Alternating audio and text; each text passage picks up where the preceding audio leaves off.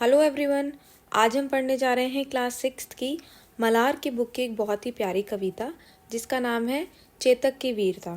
इस कविता में महाराणा प्रताप के बहादुर और वफादार घोड़े चेतक की वीरता के बारे में बताया गया है। चेतक सिर्फ एक घोड़ा नहीं था बल्कि एक ऐसा साथी था जो अपने स्वामी के लिए जान देने को तैयार था। तो चलिए शुरू करते हैं हम अपनी कविता को। रण बीच चौकड़ी भर भर कर चेतक बन गया निराला था, राणा प्रताप के घोड़े से पड़ गया हवा को पाला था। इसका क्या मतलब है कि जब चेतक युद्ध के मैदान में दौड़ता था तो ऐसा लगता था जैसे हवा भी उसके आगे धीमी पड़ गई हो। वह बाकी सभी घोड़ों से अलग और सबसे तेज था। आगे बढ़ते हैं। गिरता न कभी चेतक तन पर, राणा प्रताप का कोड़ा था, वह दौड़ रहा अरिमस्तक पर या आसमान पर घोड़ा था। इसका क्या मतलब है कि राणा प्रताप को कभी चेतक पर चाबुक नहीं चलानी पड़ती थी। चेतक खुद ही इतनी तेज और जोश में दौड़ता था कि लगता था जैसे वह जमीन पर नहीं आसमान में उड़ रहा हो। आगे बढ़ते हैं।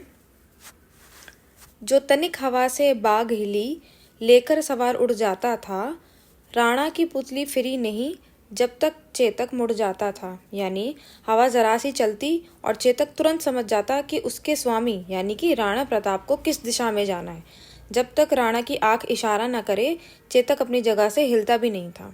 आगे बढ़ते हैं। कौशल दिखलाया चालों में, उड़ गया भयानक भालों में, निर्भीक गया वह ढालों में, सरपट दौड़ा करवालों में।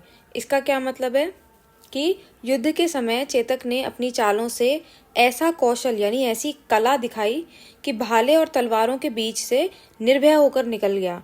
उसे किसी चीज से डर नहीं था। आगे बढ़ते हैं। है यहीं रहा अब यहाँ नहीं, वह वहीं रहा है वहाँ नहीं, थी जगह ना कोई जहाँ नहीं, किस अरिमस्तक पर कहाँ नहीं। इसका क्या मतलब है कि युद्ध के दौरान चेतक इतनी तेजी से इधर उधर दौड़ता था कि कोई नहीं जान पाता था वह अभी कहाँ है। हर जगह उसका साहस और उसकी उपस्थिति महसूस हो। अब बढ़ते हैं आगे। बढ़ते नदसा वह लहर गया, वह गया गया फिर ठहर गया, विकराल ब्रज में बादल सा, अरी की सेना पर गहर गया। यानी चेतक युद्ध के मैदान में ऐसे दौड़ रहा था जैसे तेज बहती हुई नदी की लहर हो। वह दौड़ता गया फिर एक पल को रुक गया। उसका रूप ऐसा लग रहा था जैसे बिजली से भरा हुआ बादल दुश्मनों की सेना पर टूट पड़ा हो। मतलब चेतक बहुत ताकत और जोश से भरा हुआ था। आगे बढ़ते हैं।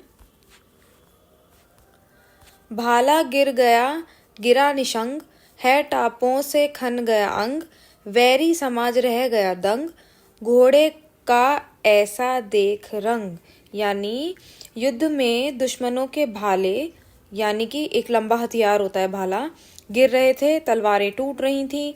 चेतक के खुरों की आवाज यानी टापों की ध्वनि से धरती कांप उठी थी। दुश्मन डर गए और हैरान रह गए कि चेतक की बहादुरी कितनी अच्छी थी। सब लोग सोच में पड़ गए कि ऐसा घोड़ा उन्होंने कभी देखा ही नहीं। तो बच्चों, इस कविता से हम सीखते हैं कि सच्चा साथी वही होता है जो हर मुश्किल वक्त में साथ दे। चेतक की तरह हमें भी वीरता और वफादारी हिम्मत से अपना काम करना चाहिए। यही असली वीरता होती है। तो मिलते हैं नेक्स्ट वीडियो में।